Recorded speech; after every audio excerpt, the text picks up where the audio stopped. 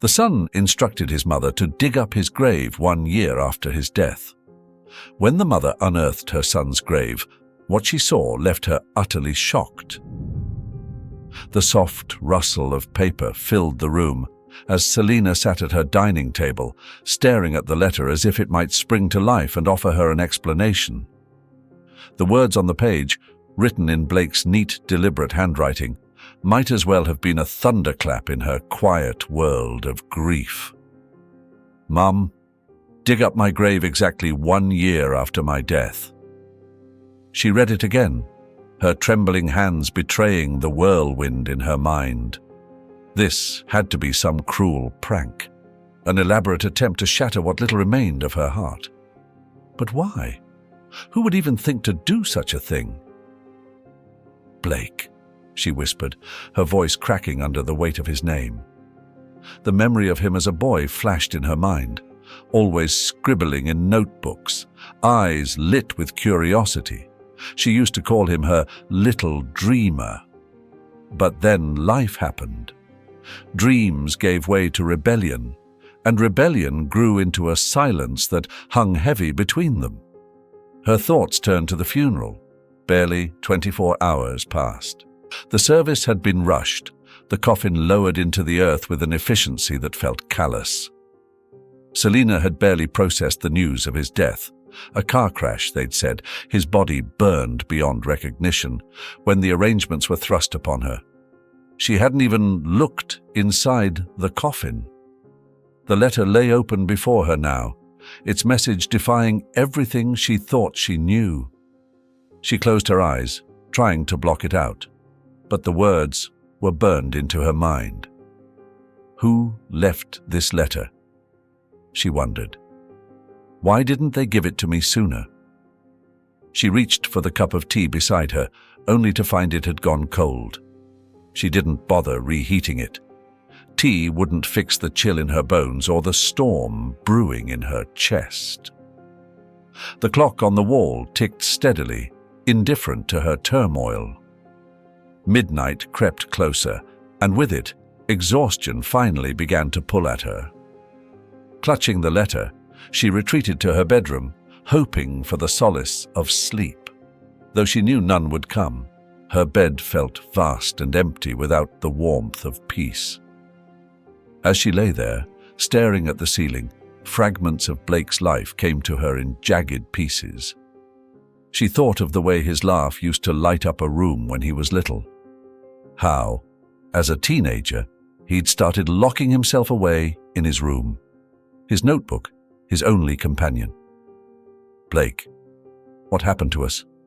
she murmured into the darkness. She remembered their last argument, just 2 months before the crash. He'd come over for dinner, unshaven and distracted, barely speaking a word. She'd scolded him for not taking better care of himself, for wasting his potential. He had glared at her with an anger that startled her. "You don't get it, Mom," he'd snapped. "You never have." The words still stung, as sharp now as they had been then. A tear slipped down her cheek and she wiped it away, angry at herself for crying. What good did it do now? He was gone. She'd never get the chance to mend things, to tell him she loved him despite their differences, that she'd always been proud of him. But the letter, this impossible letter, felt like a thread dangling from the edge of a cliff. She didn't know what waited at the bottom, but she couldn't ignore it. The morning air hung heavy as Selina sat at the edge of Blake's neatly made bed. Her fingers traced the edge of his pillow, still faintly carrying a scent she thought she'd never smell again. Him. She hadn't dared enter his room since the funeral, as though crossing that threshold would confirm he was truly gone. But today, she couldn't resist. The letter, still folded neatly in her pocket, was a weight she couldn't carry alone. It demanded answers. And maybe, just maybe, this room held some clue. Her eyes scanned the shelves lined with books, knick-knacks, relics of Blake's younger days.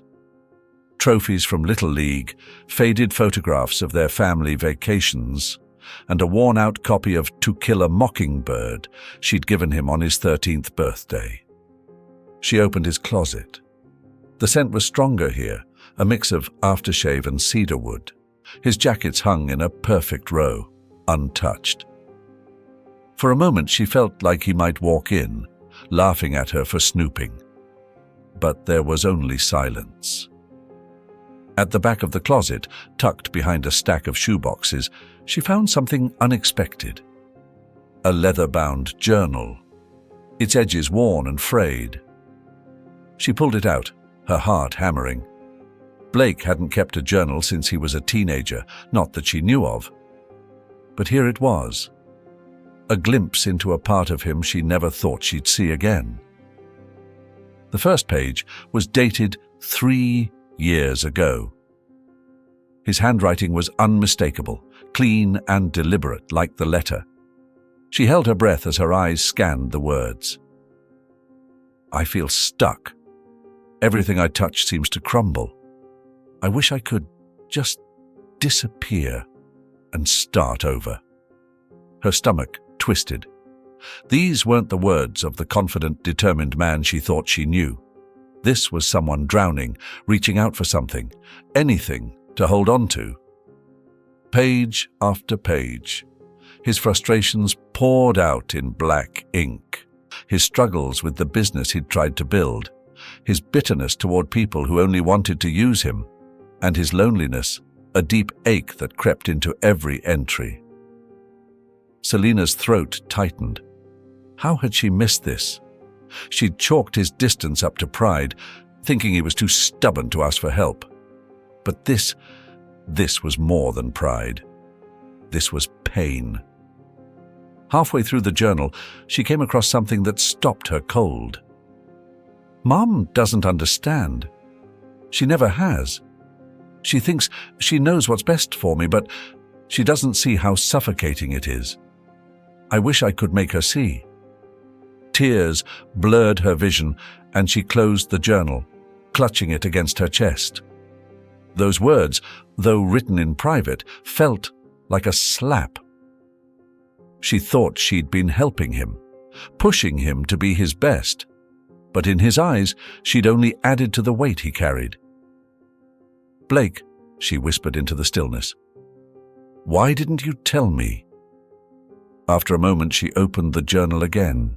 Selina turned the page again, her eyes catching on the familiar curves and loops of Blake's handwriting. It was precise, methodical, just like the letter. She froze, the journal slipping slightly from her fingers. Her breath quickened as she fumbled in her pocket, pulling out the folded letter. She held it next to the journal, her eyes darting between the two.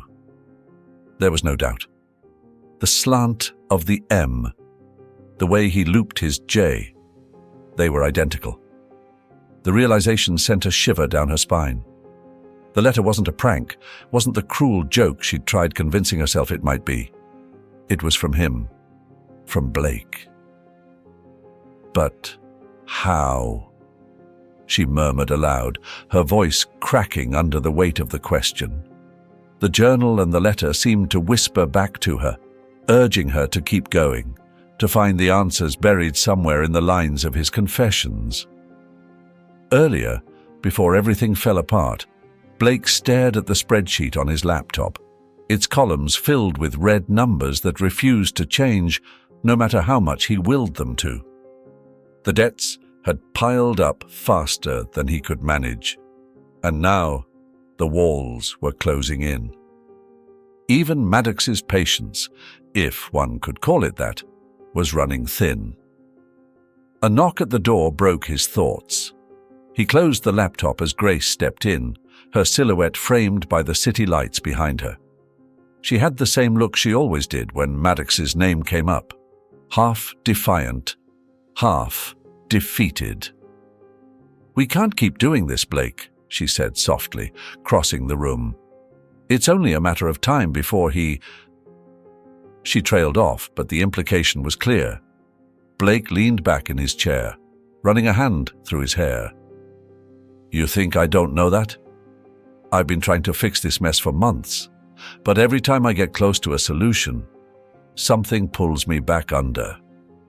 Grace sat on the arm of his chair, her hand resting lightly on his shoulder.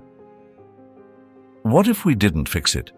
What if we just left it all behind? Her words hung in the air like a challenge.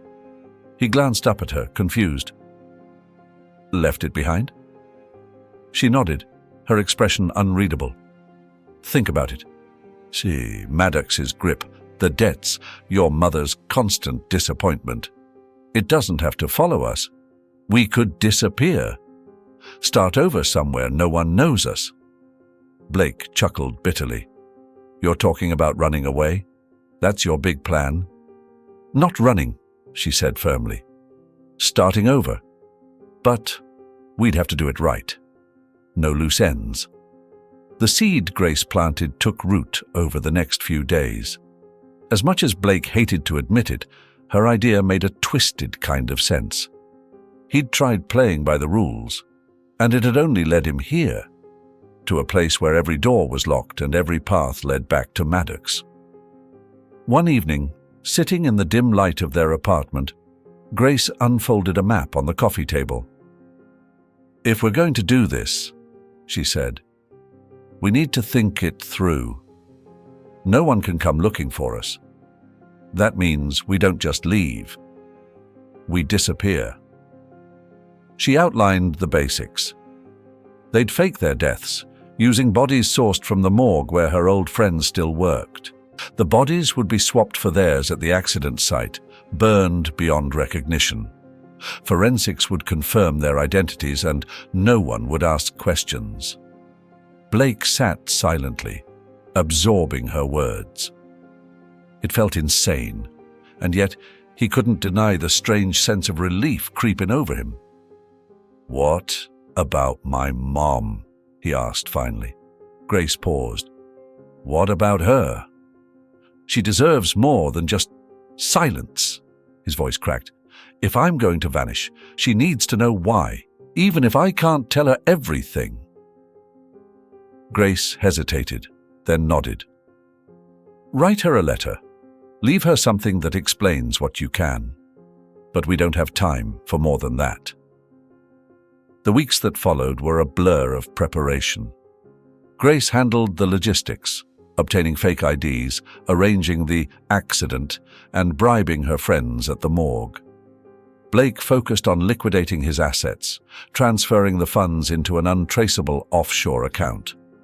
The night before the plan was set to unfold, Blake sat alone in his apartment, a pen in hand and a blank sheet of paper before him. He'd spent hours trying to find the words, but nothing felt right. Finally, he wrote, Mum, by the time you read this, I'll be gone. I can't explain everything, but please know this. I never wanted to hurt you. This is the only way I could find peace.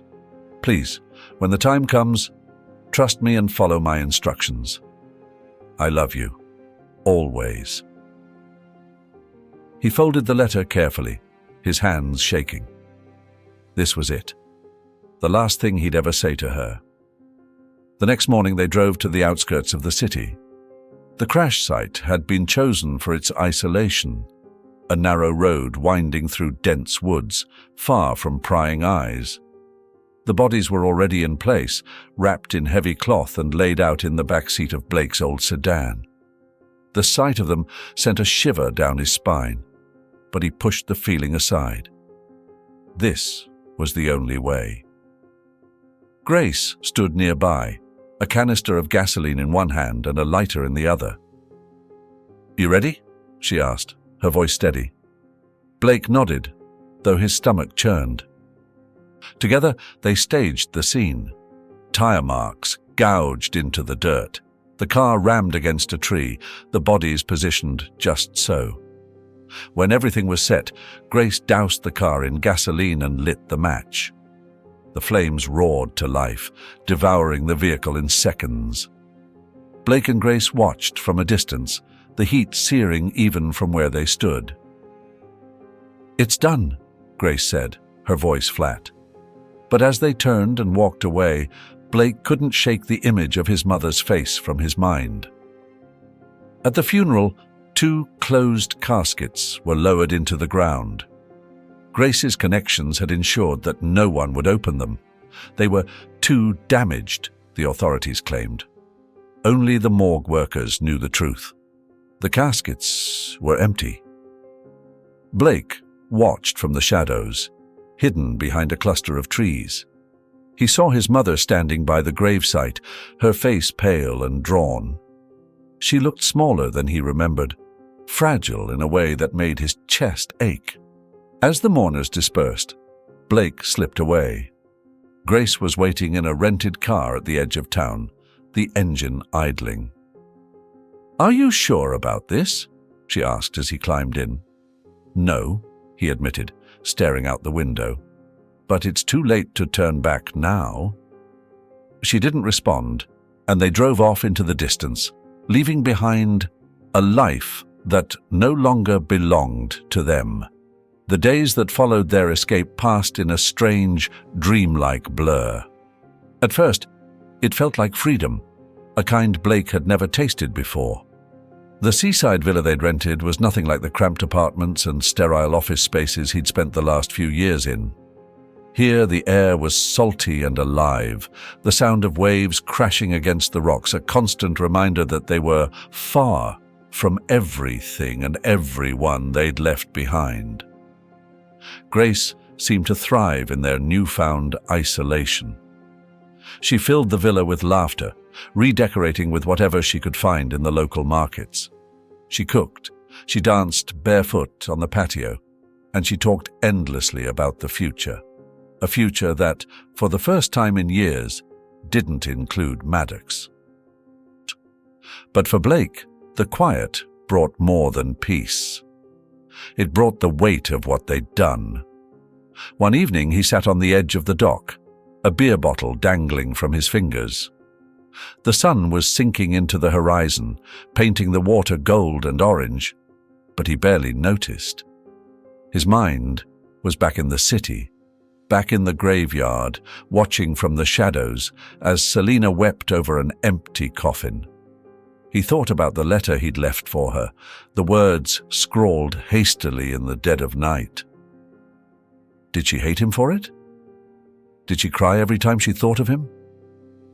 Grace's voice pulled him back to the present. "You've been out here all day," she said, sitting down beside him. "What's on your mind?"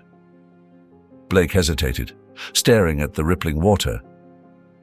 "Mom," he admitted finally. Grace sighed, but there was an edge to it. "Blake, we talked about this. You can't keep doing this to yourself. It's not like you could have stayed. Maddox wouldn't have let us." "I know," he interrupted. "I know why we had to do it. He shook his head. "It doesn't stop me from missing her." Grace fell silent. She wanted to comfort him, but the words wouldn't come. As the weeks turned into months, the cracks in their new life began to show. Blake threw himself into odd projects to keep busy, fixing the villa's creaky floorboards, patching the roof, even repainting the walls. But no matter how much he did, the restlessness inside him grew. The villa, once a symbol of freedom, now felt like a prison. Grace, meanwhile, clung to their dream. She refused to see the strain in Blake's eyes or the way his shoulders slumped every time he walked past the villa's window overlooking the sea. She was determined to make this work, no matter the cost. Their arguments started small, disagreements about money, about groceries, about how much time Blake spent staring out at the water. But each fight left behind a bitterness that lingered, growing sharper with every passing day. The breaking point came late one night. Grace had been cleaning up after dinner, the clatter of dishes her way of avoiding another tense conversation. But Blake's voice cut through the quiet like a blade. "Do you even care that I regret all of this?" She froze, the plate in her hand slipping back into the sink with a loud splash. Turning to face him, she saw something in his expression that stopped her breath. Anger, yes, but also something deeper. "What are you talking about?" she asked, her voice trembling. "This," he said, gesturing around the room. "All of this. Faking our deaths, leaving everything behind. I thought it would feel like freedom, but it doesn't. It feels like a mistake." Grace stared at him, the words hitting her like a physical blow. "A mistake? Blake, we didn't have a choice." "You didn't have a choice," he snapped. "I had plenty of other ways out. But I let you talk me into this because I thought—" He stopped, running a hand through his hair. "Because I thought it would make me happy. But it hasn't, and it never will." Grace's hands balled into fists at her sides. "So that's it, huh? You're just going to blame me for everything? For trying to save us? For trying to give us a future?" "I'm not blaming you," Blake said, his voice quieter now but no less strained. "I'm just saying I wish I'd made a different choice." Her laugh was sharp and bitter. "Well, I guess you're not the only one with regrets." Grace didn't sleep that night. As Blake snored softly beside her, she stared at the ceiling, her mind racing. She thought about her father, about the empire he'd built and the suffocating shadow it had cast over her entire life. She thought about how much she'd sacrificed to escape it, and how, despite everything, part of her still missed the security it offered. By morning, she'd made her decision. Maddox listened in silence as Grace told him everything: the lies, the staged deaths, the stolen money. He leaned back in his leather chair, one hand clutching the ornate armrest, the other gripping the phone so tightly his knuckles turned white. The betrayal burned hotter than anything he'd felt in years. His own daughter had dared to defy him, and worse, she'd done it for a man he considered a nobody. "Send me the location," Maddox said, his voice low and measured, though his fury simmered beneath every word. "It's not just him, Papa," Grace said quietly. "It's me too. I'll come back. But leave Blake alone. He's not worth your time." Maddox let out a bitter laugh. "Not worth my time? He's the reason you thought you could leave. He's the reason you betrayed me." "No, Grace. He's very much worth my time." Grace swallowed hard, but she didn't argue. She'd known this would happen the moment she picked up the phone. By the next evening, Maddox had his plan in motion. His men, loyal and efficient, worked swiftly to locate the seaside villa. They moved under the cover of night, slipping through the shadows like phantoms. Blake was alone in the villa when they came for him. Grace had left hours earlier, saying she needed to clear her head. He didn't question it. Things between them had been strained for weeks now. So, when the door burst open and he found himself face to face with three strangers, he was caught completely off guard. They didn't speak. One of them grabbed him by the arm, twisting it behind his back as another forced a burlap sack over his head. The third man searched the room, likely looking for anything valuable, but it didn't matter. Blake knew who had sent them. "Maddox," he muttered under his breath, his voice muffled by the coarse fabric. The drive back to the city was long and silent. Bound and blindfolded, Blake had no sense of time or direction. He tried to focus on his breathing, to keep the panic from rising too high.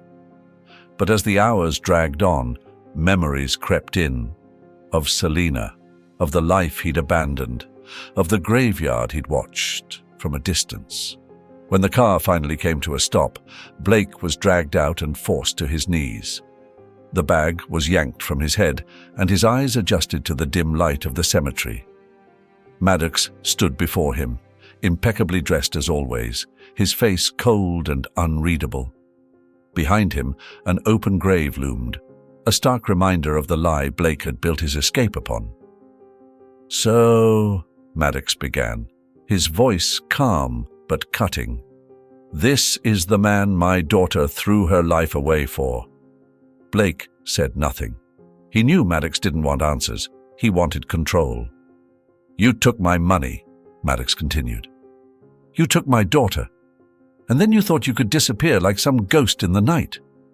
He took a step closer, his polished shoes crunching against the gravel. But the dead don't just walk away, Blake. Not from me. The next moments passed in a blur. Maddox's men bound his hands and feet before lowering him into the grave. The earth was cold and damp beneath him, the smell of it heavy and suffocating. Blake struggled, his voice rising in desperation. Maddox, you don't have to do this. Whatever you think I've done. Maddox raised a hand, silencing him. You misunderstand. This isn't about what I think you've done. This is about what you have done. And now you'll feel what it's like to be truly buried by your choices. The coffin lid slammed shut, plunging Blake into darkness. Inside the coffin, Blake's mind raced. The silence was deafening, broken only by the sound of his own breathing, rapid and shallow. He kicked and thrashed, but the bindings held tight. Mom, he whispered hoarsely, the word catching in his throat. The letter he'd written to Selina burned in his mind. At the time, it had felt like a way to ease his guilt, to give her some semblance of closure. But now, it was more than that. Now, it was his lifeline. Please, he begged into the void. Please, Mom. Come for me. Above ground, Maddox watched as his men shoveled dirt over the coffin. He didn't linger long. He never did when it came to these matters. With a final glance at the grave, he turned and walked away, his coat billowing in the night air. Grace had arrived shortly after the men had left. She stood at the edge of the grave, her hands trembling as she clutched her phone. She hadn't known her father's plan would be this brutal, this final. But she also knew better than to intervene. As she stared at the freshly turned earth, she whispered, I'm sorry, Blake. Meanwhile, in the suffocating darkness, Blake's thoughts turned to Selina again.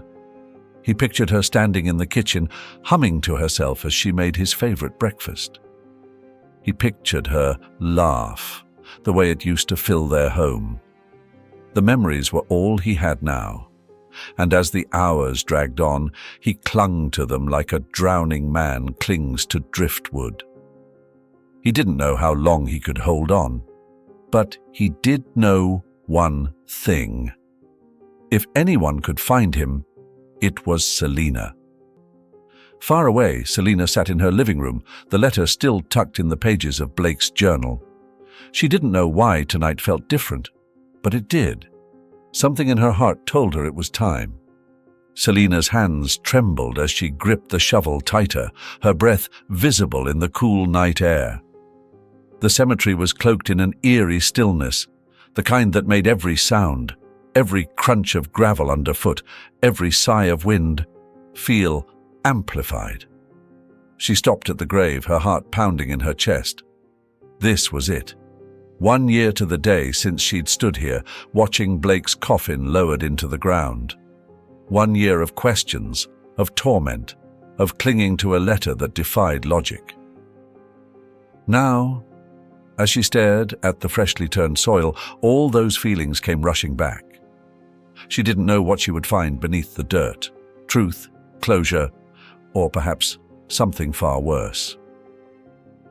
I'm doing this for you, Blake, she whispered, her voice catching in her throat.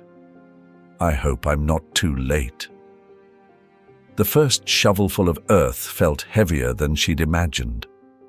The effort pulled at her arms, each movement sending tremors through her body.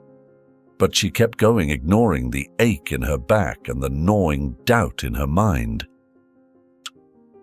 As the minutes stretched into hours, her pace quickened. Adrenaline fueled her now, pushing her forward despite the chill seeping into her bones. She had to keep going. She had to know. When the shovel hit something solid, she froze. Her breath caught, and she knelt down, her hands trembling as she cleared away the last layer of dirt. The coffin lay beneath her, its polished surface reflecting the faint moonlight. Her hands hovered over the lid, hesitant. What if she was wrong? What if this was all just grief, playing tricks on her mind? But the letter's words echoed in her head, urging her forward. With a deep breath, she gripped the edges of the coffin lid and pushed. The hinges groaned, and the lid creaked open, revealing the impossible. "Blake!" she gasped, her voice barely above a whisper. He was there, lying still inside, but his body wasn't decayed as she'd feared. His skin was pale but unbroken, his chest rising and falling with the faintest of breaths. "Blake!" she cried, shaking him gently. "Wake up! Please, wake up!" At first, there was nothing. His body remained limp, his face devoid of any response. Panic clawed at her, and she shook him harder, her tears falling freely now. "Don't do this to me," she begged, her voice cracking. "Don't leave me again." A faint groan escaped his lips, so soft she almost didn't hear it. She froze, staring at him in disbelief. "Blake?" His eyelids fluttered, and for a moment his gaze met hers, weak but unmistakably alive. "Mom," he murmured, his voice hoarse and barely audible. Relief crashed over her like a wave, and she threw her arms around him, holding him close as sobs racked her body. "I thought I lost you," she whispered, her tears soaking into his shirt. "I thought you were gone." It took all her strength to pull him from the coffin. His body was weak, his movements sluggish, but he was alive. That was all that mattered. She laid him on the ground, pressing her ear to his chest to listen to the faint rhythmic thud of his heartbeat. It was slow but steady. "You're going to be okay," she said, more to reassure herself than him. "I've got you now." Blake's fingers curled weakly around her hand. I didn't think you'd come," he rasped. She shook her head, her voice firm. "Of course I came. I'm your mother. You think I'd let you go without a fight?" By the time his strength began to return, the first hints of dawn were breaking over the horizon. The soft light bathed the cemetery in shades of gold and pink, a stark contrast to the grim reality of what had just happened. Blake sat propped against the base of a nearby tree, his head resting on Selina's shoulder. For a long while, they sat in silence, the weight of the moment pressing down on them both. Finally, he spoke. "There's so much I need to tell you." "Then start," Selina said, her tone gentle but resolute. "I need to understand, Blake. I need to know why." Blake took a deep breath, his fingers twitching against the edge of the blanket wrapped around his shoulders. The room was quiet except for the ticking of the old clock on the wall, its rhythmic sound filling the silence between him and Selina. He hadn't looked her in the eye since they'd left the cemetery. "I didn't mean for it to get this far," he began, his voice raw. "It started with the debts. The business wasn't going well, and I borrowed money from the wrong people. I thought I could fix it, pay them back before things got out of hand." Selina sat across from him, her hands clasped tightly in her lap. Her expression was unreadable, a mix of worry, disbelief, and heartbreak. "But it wasn't enough," he continued, his voice cracking. "Every time I tried to dig myself out, I just sank deeper. And then Maddox came into the picture." He paused, as though the name alone was a weight pressing on his chest. Selina leaned forward slightly, her brows knitting together. "Maddox?" she asked softly. "Grace's father," Blake explained. "I didn't know who he really was at first. He offered to invest in the business, said he believed in me, in what I was building. I thought it was a lifeline." He let out a bitter laugh. "Turns out it was a noose." He rubbed his face with his hands, his frustration palpable. He didn't care about the business. He wanted to use it, to launder money for his operations. When I tried to back out, he made it clear I didn't have a choice. Selina's lips tightened into a thin line. She could see the guilt etched into every line of Blake's face. But what struck her most was the fear in his eyes, the kind that only came from being cornered by someone truly dangerous. "And Grace?" she asked after a long pause. Blake sighed. Grace wanted out too. She hated the way her father controlled everything. Her life, her choices, even who she could love. She's the one who came up with the idea to fake our deaths. She thought it was the only way we could both escape. "And the money?" Selina pressed, her voice trembling.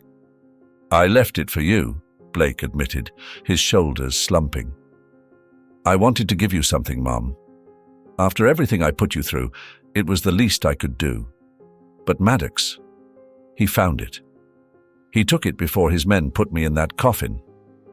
The revelation hit Selina like a blow. She had thought her son's choices were selfish, reckless.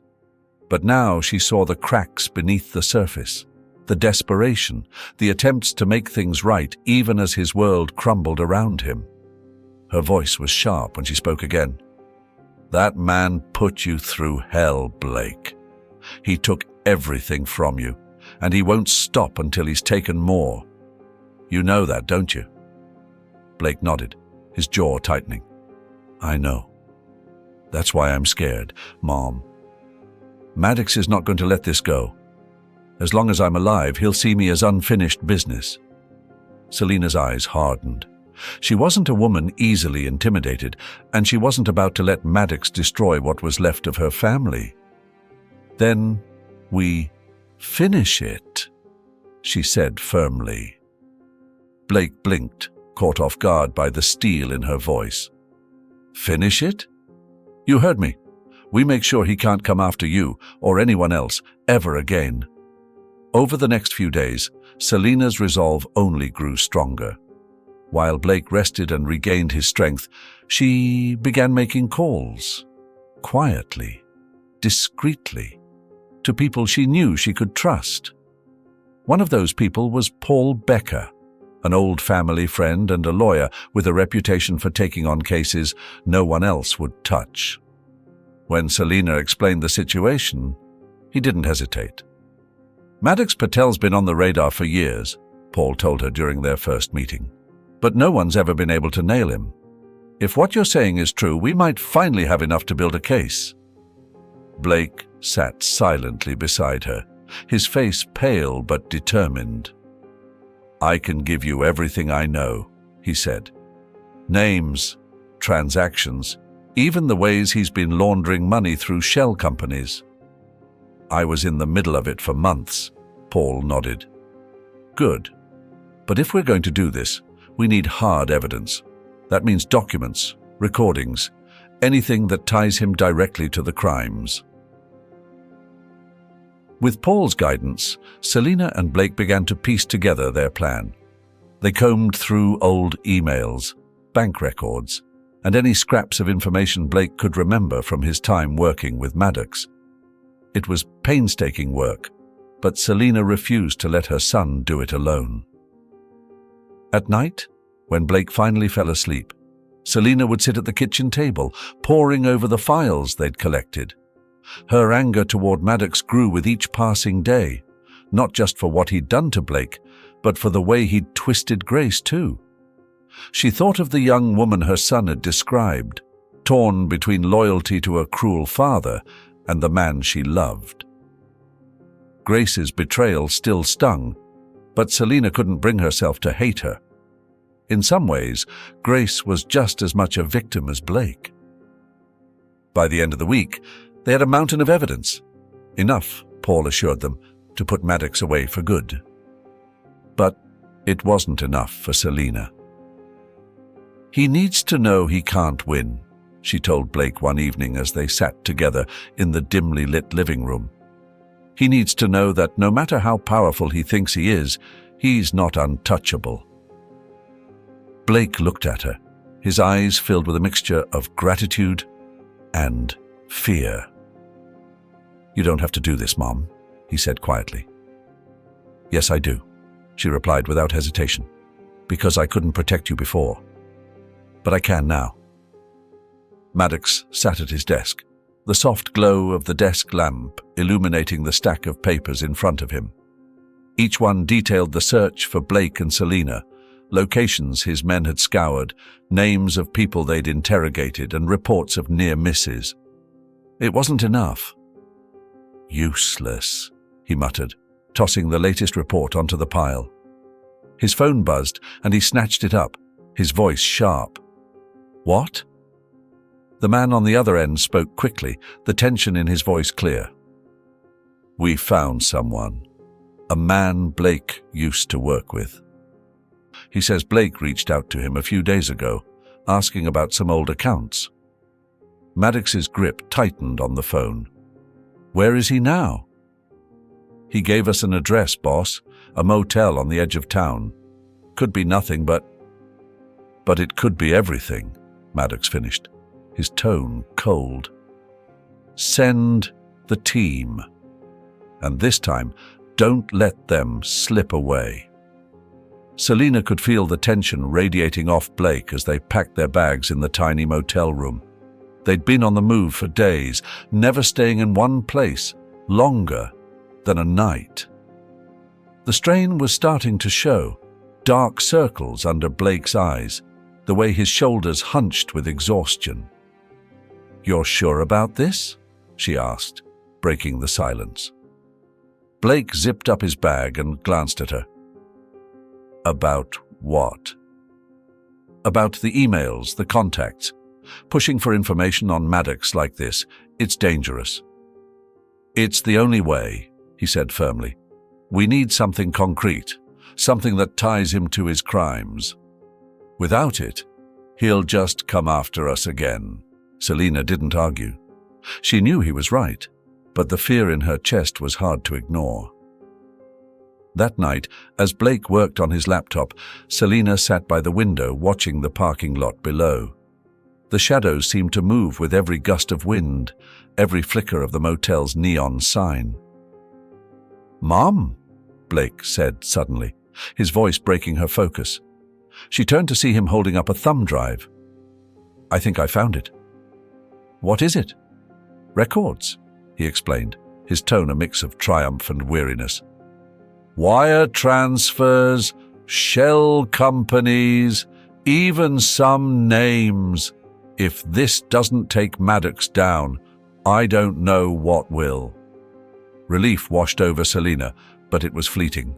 They still had to get the information to the authorities, and they had to do it without Maddox finding them first. The next morning, as they prepared to leave, Selina couldn't shake the feeling that something was wrong. She kept glancing over her shoulder, her nerves on edge. "Are you okay?" Blake asked, noticing her unease. "I don't know," she admitted. "Just a feeling." Before he could respond, the sound of tires screeching in the parking lot sent a jolt through both of them. "Go," Selina said urgently, grabbing the thumb drive and shoving it into her pocket. "We need to move now." But it was too late. The door burst open and Maddox's men stormed in, their guns drawn. They were forced into a black SUV, their hands bound tightly behind their backs. Maddox was waiting for them at an abandoned warehouse on the outskirts of the city, his expression as calm and cold as ever. "Blake," he said, his tone almost conversational, "you've caused me quite a bit of trouble." Blake didn't reply, his jaw clenched in defiance. "And Selina," Maddox continued, turning his attention to her, "you must be proud, sacrificing everything for your son. A noble gesture, really, but misguided." Selina met his gaze, her voice steady. "You've underestimated us, Maddox. That's your mistake." He chuckled. "Oh, I don't think so. You're here, aren't you?" But Maddox didn't realize that Selina and Blake had anticipated this moment. As Maddox's men searched their belongings, they failed to find the hidden GPS tracker Selina had slipped into the lining of her bag. The tracker was already transmitting their location to Paul Becker, who had alerted the authorities. Maddox's victory was short-lived. The sound of sirens shattered the tense silence, growing louder with each passing second. "What is this?" Maddox snapped, his calm facade cracking. Blake allowed himself a small, defiant smile. Checkmate. The doors burst open and police officers swarmed the warehouse. Maddox's men scrambled to escape, but there was nowhere to run. Maddox tried to bargain, his voice dripping with false charm. "Let's talk, officers. I'm sure we can come to an understanding." But the evidence Selina and Blake had provided was damning. Maddox's empire was crumbling, and there was nothing he could do to stop it. As Maddox was led away in handcuffs, Selina and Blake stood together, watching the scene unfold. "It's over," Selina said softly, the weight of the past year finally lifting from her shoulders. Blake nodded, though his expression was somber. "We're free, Mom. Really free." She reached for his hand, squeezing it tightly. "And we're going to keep it that way." In the days that followed, they worked with Paul to ensure the case against Maddox was airtight.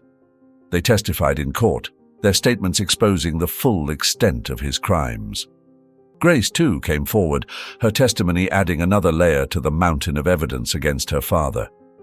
Though her betrayal still lingered in Blake's mind, he couldn't help but feel a sliver of gratitude for her courage. When it was all over, Selina and Blake packed their bags one final time. This time, there was no rush, no fear of being followed.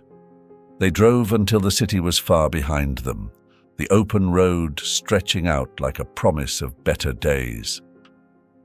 As the sun dipped below the horizon, painting the sky in hues of orange and gold, they pulled over at a quiet beach.